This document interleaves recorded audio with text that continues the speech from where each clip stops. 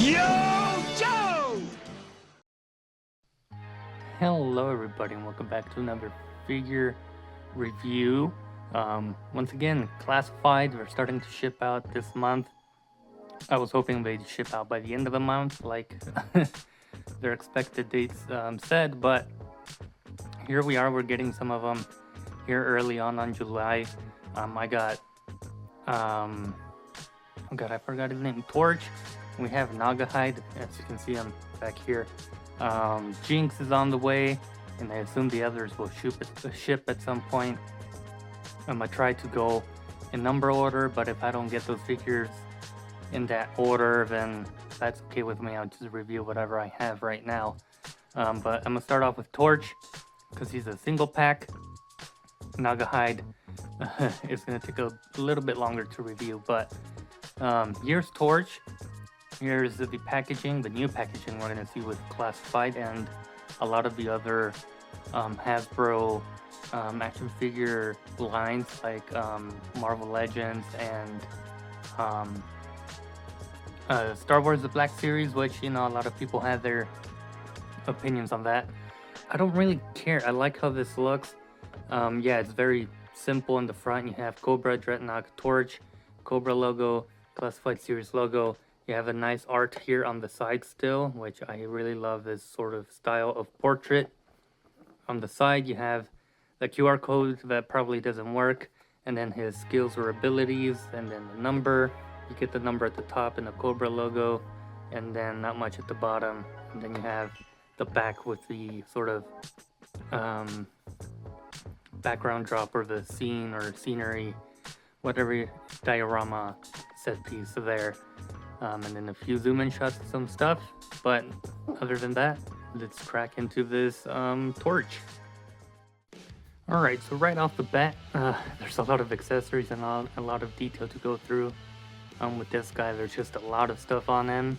I do recognize some of the body parts as reuse, but before we get into that, let's look at his accessories real quick. Starting out, we do have his dual pistols here. I believe these are new. We have not seen these yet. As you saw, you can port blast effects on these. They do have a port there. But overall, they're a nice sculpt. Probably like Desert Eagle kind of vibes.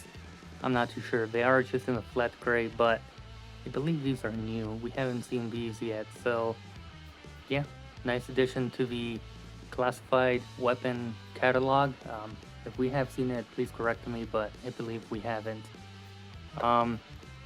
He does have two holsters, which is very nice for each of his pistols. So there's one and there's two, and I like that we're getting left holsters now, you know, to make some characters left-handed. So, you know, I kind of want to buy more torches just to have more holsters of these to give to other characters. But those are his two pistols. Let's keep going with his accessories.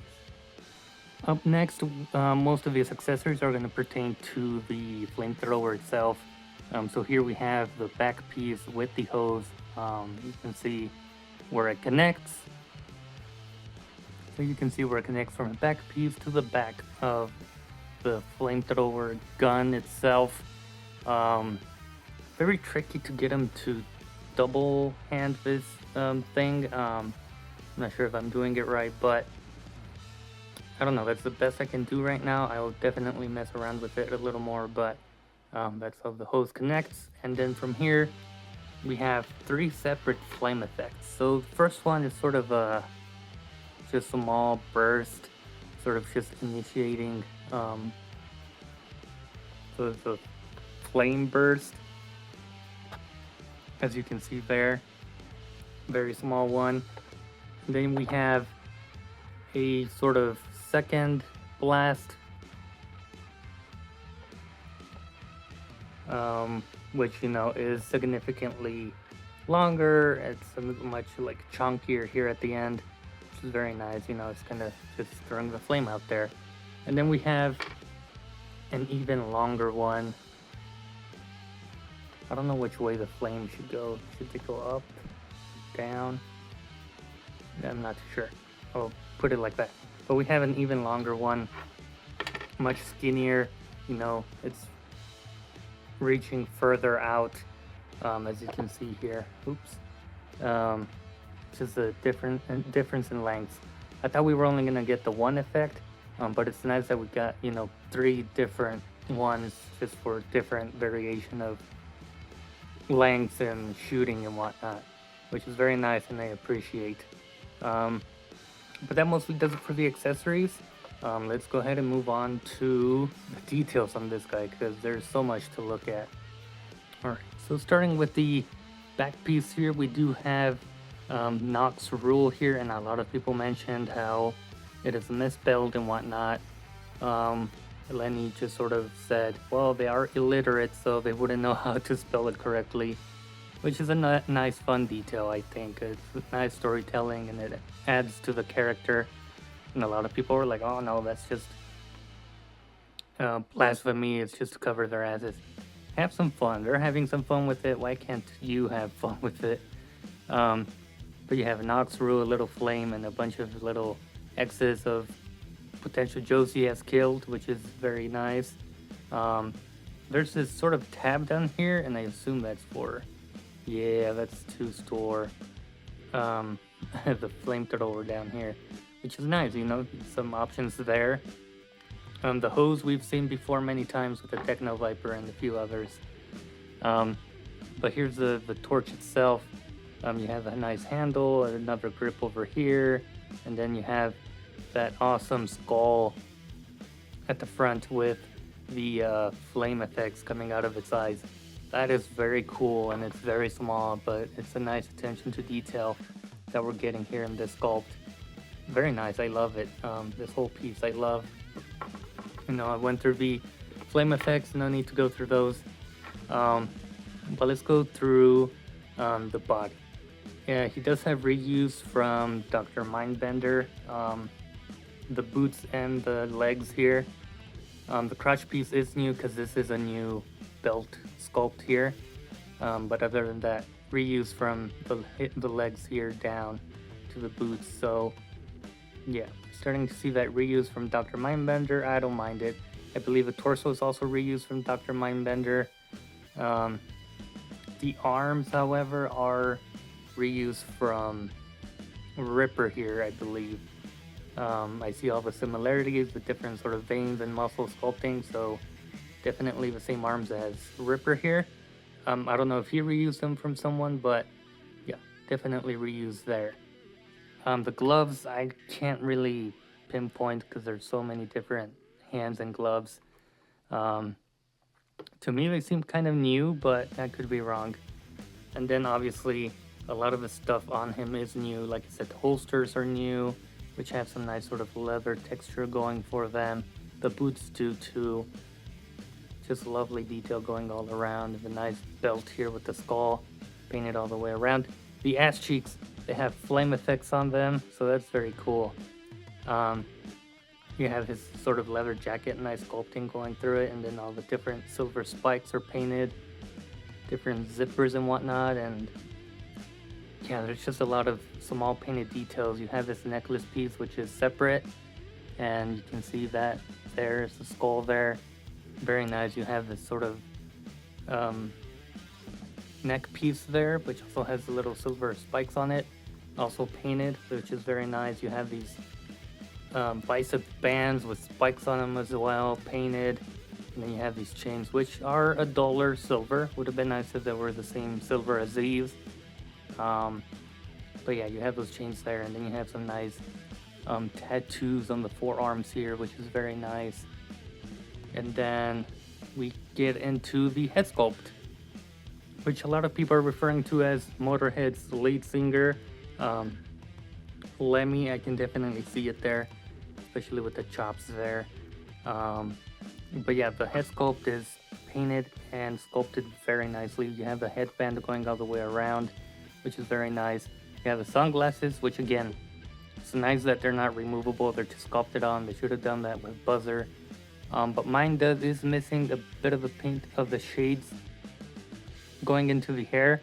You can see the skin tone kind of cuts that through. It's not too noticeable from far away, but there's the head sculpt. I really love it. Would have been nice though if we had gotten, let me see here, a screaming head sculpt like we see on the art here. Would have been nice for some great alternative displays. But that is all the details with this guy. It's just full of details and I love it. Now in terms of articulation, this guy does not disappoint. Yeah, as you can see, I've already been kind of messing around and posing him.